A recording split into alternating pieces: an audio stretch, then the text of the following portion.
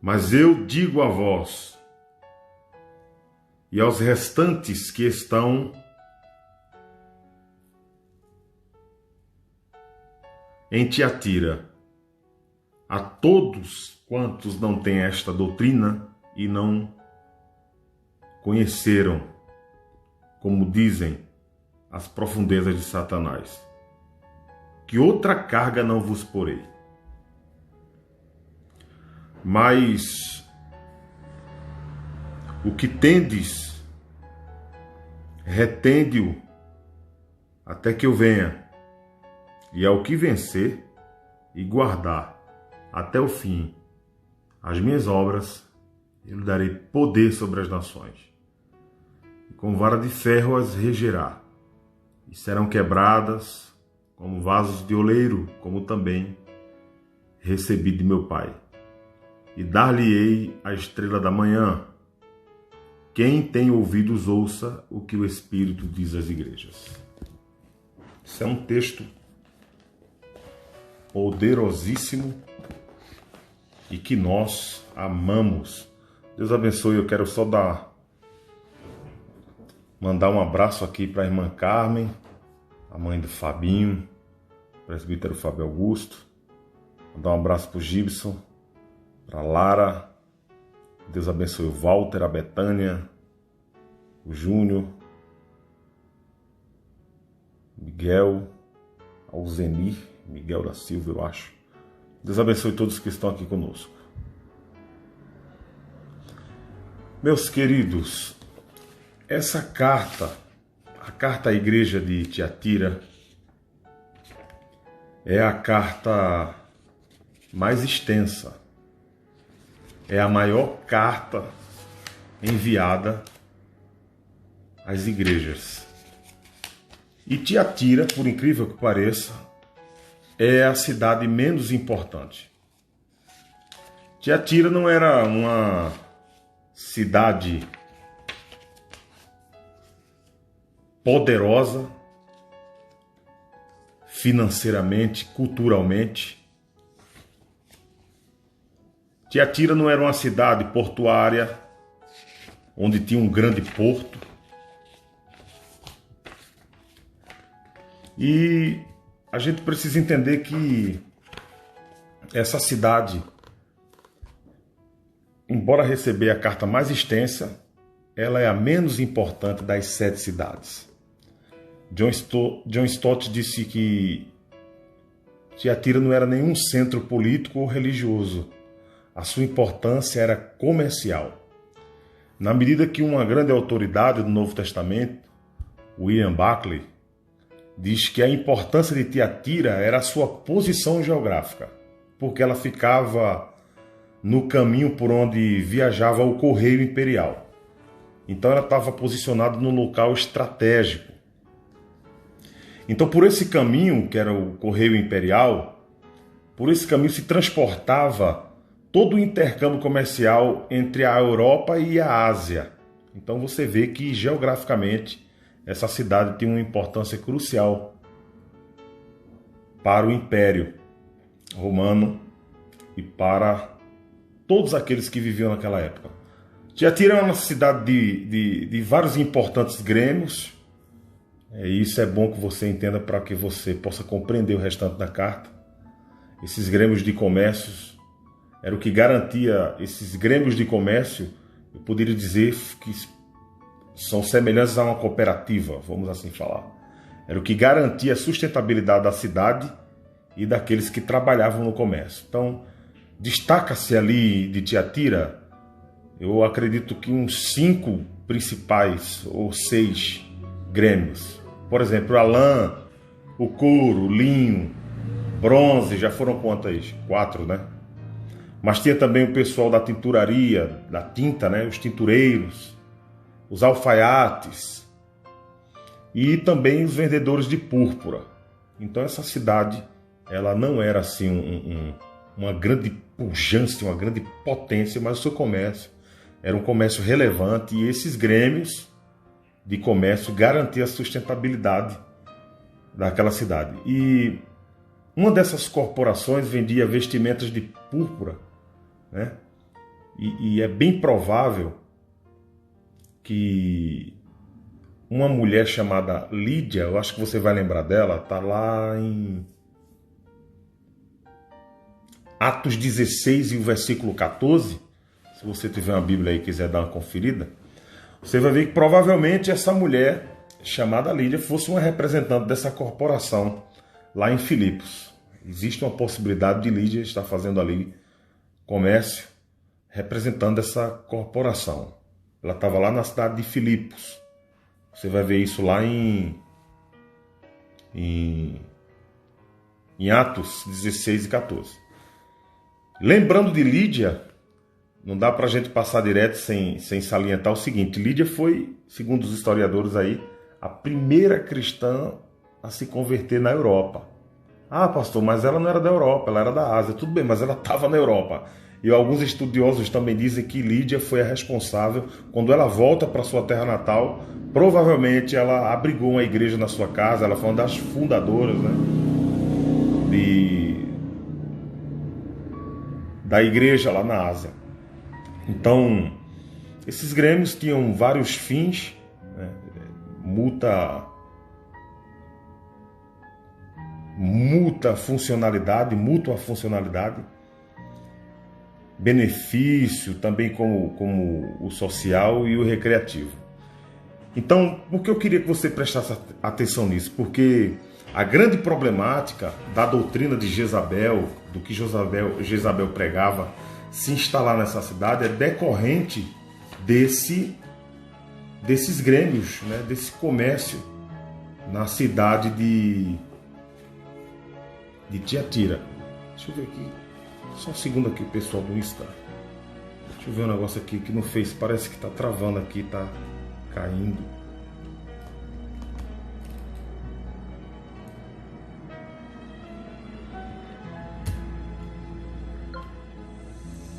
Ixi. Você que tá aí no Face, poxa vida. Eu acho que o pessoal do Face aqui ficou sem a conexão, ó. Ficou sem a conexão. Mas eu vou continuar pelo Insta aqui. Vamos continuar aqui pelo Insta. No Face deu problema, ó. Que dó. Meu Deus. Mas então, gente, como eu estava falando para vocês, vocês tiveram aí uma breve noção. Então veja só. Seria quase impossível de ser comerciante aí nessa cidade chamada Tiatira, né? Por quê? Era uma cidade que não tinha um grande porto, não era uma cidade pujante, não era uma cidade influenciadora, não era uma cidade que era um centro cultural. Era uma cidade que estava comercialmente comprometida com esses grêmios. Então, não fazer parte de um desses grêmios era, como diz aí o professor Hernando Dias Lopes, era um suicídio financeiro. Eu também procurei ver que cada grêmio desse tinha sua divindade tutelar. Cada grêmio desse adorava um tipo de Deus. Nessas reuniões que eles faziam confraternizações, e nessas reuniões haviam banquetes com comida sacrificada a ídolos, e depois acabava com aquelas festinhas, né, cheias de licenciosidade, bacanais, isso aí mesmo que você está pensando. Aquela loucura toda. Então, William Barclay vai dizer o seguinte: diz que esse era o problema de Tiatira. Não havia uma perseguição de fora para dentro. O perigo estava dentro da igreja. O que os cristãos deveriam fazer nessa circunstância? Transgredir ou progredir? Porque a grande problemática era o seguinte: você morava nessa cidade, era um cristão, e aí agora você precisava negociar, você precisava sobreviver. A grande maioria das pessoas sobrevivia do comércio. Então, o que você deveria fazer? Você deveria se associar a esses grêmios, se corromper, né? Corromper a sua fé para poder garantir o sustento, a sustentabilidade do teu comércio, ou você deveria, de repente, Se sair do Grêmio, você poderia sua posição, reputação, seu lucro financeiro. Né? Agora, se pertencesse, você teria que estar nessas festas, né? E durante a sua estadia nessas festas, você deveria negar a Jesus. Então, foi justamente nessa lacuna aí, nessa situação, que Jezabel, essa mulher que é citada, fingiu saber a solução. Ela disse que para vencer Satanás é preciso conhecer as coisas profundas de Satanás. Então, o problema do ensino de Jezabel é que ela enfatizava que um cristão não pode vencer o pecado sem conhecer profundamente o pecado pela experiência. Então, isso é uma aberração doutrinária. Então, dentro dessa cultura que está essa igreja de Tiatira, uma igreja que está sendo bombardeada não de fora para dentro, mas de dentro. O bombardeio vem de dentro da igreja, não vem de fora.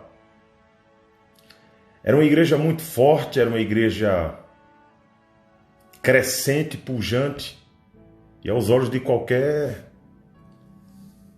observador parecia ser uma igreja vibrante, uma igreja amorosa. Pelo que o texto diz, as suas obras, as suas últimas obras eram maiores que a primeira. Então, vamos observar, tentar observar como Jesus vê essa igreja. Em primeiro lugar, deixa eu folhear a Bíblia aqui. Folheando a Bíblia. Em primeiro lugar,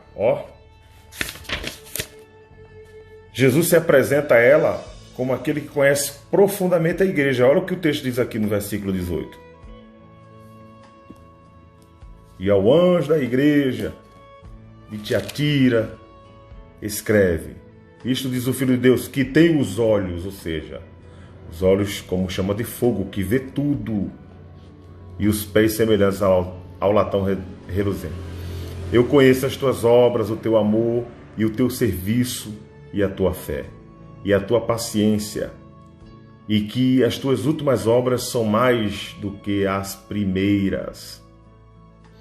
Então veja só, mas tenho contra ti o tolerares que Jezabel, mulher que se diz profetiza, ensine e engane meus servos para que se prostituam. Então Jesus está falando aqui claramente o seguinte, Jesus está dizendo assim, olha, eu sou aquele que conhece profundamente a igreja. Ele não está apenas no meio dos candeeiros, como você vê lá em Apocalipse 1 e 13, mas ele também se movimenta, ou seja, é como se Jesus tivesse, o texto diz, anda no meio dos candeeiros, no capítulo 12, versículo 1, ou seja, é como se Jesus estivesse fazendo uma movimentação, é um comportamento investigativo. Jesus acompanha a igreja cabalmente em tudo que ela faz. Ele conhece as obras da igreja, como está escrito em 2 e 9 do Apocalipse, as tribulações da igreja, bem como o lugar onde a igreja está geograficamente. Seus olhos são como chamas de fogo. Ele enfatiza isso. Ele está dizendo assim, eu vejo tudo. Eu conheço tudo. Eu sondo a todos. E eu não só sondo o estereótipo, eu também sei as intenções. Então, Cristo apresenta-se assim, porque muitas práticas vis estavam sendo toleradas secretamente dentro da igreja. Né? E a tolerância, no mesmo modo que ela é benéfica, ela é muito prejudicial, porque nós devemos tolerar os defeitos dos outros, mas a heresia não, a heresia não pode ser tolerada dentro da igreja. Né? Ninguém pode se esconder do olhar penetrante e onisciente de Jesus. Pedro não pôde apagar da sua memória aquele olhar. Esse olhar, ele esquadrinha o coração e os pensamentos. No dia do juízo, ele vai julgar o segredo do coração dos homens. Então veja só, Jesus se apresenta também como aquele que distingue dentro da igreja as pessoas fiéis e as infiéis. Certo? Você pode acompanhar isso aí no versículo de número 24. Em terceiro lugar, Jesus se apresenta como aquele que reconhece né? E ele também elogia as marcas positivas da igreja. Você vê isso aí no versículo de número 19. Deixa eu ver aqui. Esse é o versículo 19. Isso mesmo, versículo 19 aqui, ó. Então veja só, uma igreja tolerante ao pecado, ela está sobre a reprovação de Jesus. Não tem como Jesus aprovar uma igreja que tolera o pecado, que tolera a heresia. Agora, o que eu acho interessante, e a gente já começa a finalizar esse comentário breve aqui sobre a igreja de Tiatira, é que nessa mesma igreja tem um povo que está envolvido com a doutrina de Jezabel, estão fazendo acordo com as agremiações comerciais. Não, vou fazer parte desse nicho de comércio, e aí eu vou para a festa deles, eu vou participar dos bacanais, das festas licenciosas, vou negar a Cristo naquela festa lá, depois volto para a igreja, e tranquilo, ninguém está vendo, porque a sociedade em si não sabia disso, eram coisas secretas que rolavam ali. Então, você vê que Jesus detecta esse tipo de gente, mas Jesus também vai detectar alguns crentes que pensam assim, pô, eu não tenho nada a ver com isso, eu não me envolvo com esse tipo de coisa, mas eu tolero, o fulano, cicrano está envolvido, mas eu não vou combater eles pela palavra. Não, deixa eles aí, vai, né? O Espírito Santo vai trabalhando no coração deles, nos corações deles, de repente aí eles largam isso aí e tal. Não, Jesus faz essa cobrança à igreja, dizendo, olha, vocês estão tolerando aí a Jezabel, aquela que ensina uma doutrina ao qual faz com que os meus servos se prostituam e comam do sacrifício da idolatria e adore outros deuses. Então, nosso papel como cristãos é combater a heresia, tratar um irmão com carinho, com amor, mas no momento que a gente vê esse desvio de conduta, né, doutrinária, a gente precisa ir para o confronto. Então, Jesus está detectando alguém que está envolvido com a doutrina de Jezabel, fazendo aí coligações com essas agremiações comerciais, e participando das festas obscuras deles. Jesus também identifica esse outro grupo de cristãos que não estão envolvidos com essas agremiações, com esses tipos de prática, né? Com essas festas onde terminam com festas com práticas licenciosas, mas por outro lado eles suportam, eles toleram aqueles que vivem nessa prática. Então está todo mundo ali na igreja. E tem um terceiro grupo, estão 3 tipos de pessoas na igreja. Tem 3 grupos de crentes em Tiatira. Os remanescentes. Jesus vai falar aqui no versículo de número 24, mas eu vos digo a vós e aos remanescentes que estão em Tiatira, todos os quantos não têm essa doutrina e não conheceram, como diz, as profundezas de Satanás, que outra carga vos não porei. Ou seja, existe, vamos recapitular, existe quem está envolvido, até o tutano. Existe aquele que não está envolvido, mas é omisso, não combate a prática da heresia. E existe aquele grupo que é o remanescente, aquele grupo que não é omisso e que também não está de forma alguma envolvido, nem direta nem indiretamente. Então, eu lembro de uma vez que o professor Hernandes Dias Lopes, pastor Hernandes Dias Lopes, foi indagado por uma pessoa, como vai a igreja? Aí ele disse que respondeu assim, a igreja vai bem, a igreja vai mais ou menos e a igreja vai mal.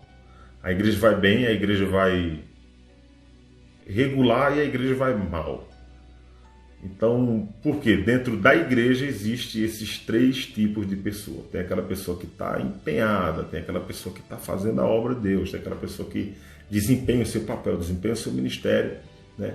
Mas muitas vezes tolera a heresia, convive com aquelas pessoas que cospem na sã doutrina, na Bíblia Sagrada. Toleram excessivamente as heresias, né? Mas são pessoas que estão ali fazendo alguma coisa. Tem o segundo grupo de pessoas, que é aqueles que estão completamente envolvidos, né? Estão completamente envolvidos nessas práticas pecaminosas, e aquele outro grupo dos remanescentes, que não estão envolvidos, que se ocupam na obra de Deus, e que nos momentos oportunos combatem essa heresia. Então esse é o retrato da igreja de Tiatira, muitos crentes se corrompendo para poder ter a sustentabilidade na área comercial. Hoje também o pessoal está vendendo as suas almas aí, né? Para poder se manterem firmes nas suas agremiações comerciais. É terrível. Então, gente, nós vamos ficando por aqui. Foi muito bom conversar um pouco com vocês. Esse é o principal sentido da carta. Jesus vai dizer que tem uma recompensa. Retendes o que vocês têm até que eu venha. Ao vencedor, aquele que guardar até o fim as minhas obras, eu lhe darei poder sobre as nações. Aqui Jesus está falando já da sua vida em glória, quando a igreja será, quando a igreja irá governar com Cristo. Com vara de ferro as regerá, e serão quebradas com vaso de oleiro, como também recebi do meu Pai. Dar-lhe-ei a estrela da manhã. Quem tem ouvidos, ouça o que o Espírito diz às igrejas. Então, eu queria pedir a você carinhosamente mais uma vez: não faça acordo com o mundo para sobreviver comercialmente, financeiramente. Creia que existe um Deus que te sustenta, que te guarda. Existe um Deus que te mantém. Então, eu queria encorajar você como igreja a ser fiel até o fim. Eu queria encorajar você a desrespeito à apostasia de outros, você permanecer naquilo que você foi ensinado, na sã doutrina, tá bom? Não abra mão da sua fé, não abra mão daquilo que você aprendeu na escola dominical de forma correta, tá bom? Porque uma igreja que persevera, ela é recompensada, não duvide disso. Ela é recompensada pela sua vitória ao permanecer fiel ao Senhor até o fim. É o que a gente vê aqui nos versículos de número 26 ao 29. Tá? Então não faça isso não abra mão da verdadeira fé, da doutrina. Quando eu falo doutrina, não falo apenas de usos e costumes. Então, meu pedido a Deus é que você permaneça fiel a Ele e que o Espírito Santo possa te conduzir aí nessa travessia desse grande deserto até a terra prometida, que é a nova Canaã. Deus abençoe, que você seja uma bênção aonde você estiver. Você é a bênção. É isso aí ou não é, Gilberto Júnior? Você é a fonte das bênçãos. Você é a própria bênção. Deus abençoe vocês. Um abraço. Obrigado por essa conversa aí, por essa conversa descontraída sobre a igreja de Tiatira. Fiquem na paz. Até breve. Próxima terça a gente tem outra live. Valeu. Opa, deixa eu voltar aqui para dar um abraço pro pessoal aqui. O Josué. Deus abençoe Josué. Deus abençoe o William Locatelli. Deus abençoe o William. Obreiro da casa do Senhor, ministro. Pastor William. O Júnior ficou conosco do começo ao fim. A Ju. O Walter. O Josué. A Lilian, minha mãe. Cleide, Deus abençoe vocês. Eu vou tomar um banho e vou dormir, que hoje eu estou cansado demais, estou cansadão demais. Walter, um abraço. Eu sei que nós tivemos uma conversa aqui. Ô Walter, você é um estudioso, né? Ô Brian, pastor Brian Javier, Deus abençoe. É Diane Ramalho. Então, ô Walter, eu sei que você é um estudioso. A nossa conversa aqui ela foi sem nenhuma pretensão assim de ter aquela profundidade, Janaína, mas eu acredito que vocês receberam alguma coisa da parte de Deus aí. Nós também falamos algumas coisas sobre informações geográficas, né, históricas da cidade de Tiatira e assim o miolo da problemática de Tiatira, né? Mas tem muita coisa aí. Jezabel, quem que foi Jezabel? Por que essa mulher é chamada de Jezabel? É só o nome dela ou é uma menção a Jezabel lá de Acabe? É também uma menção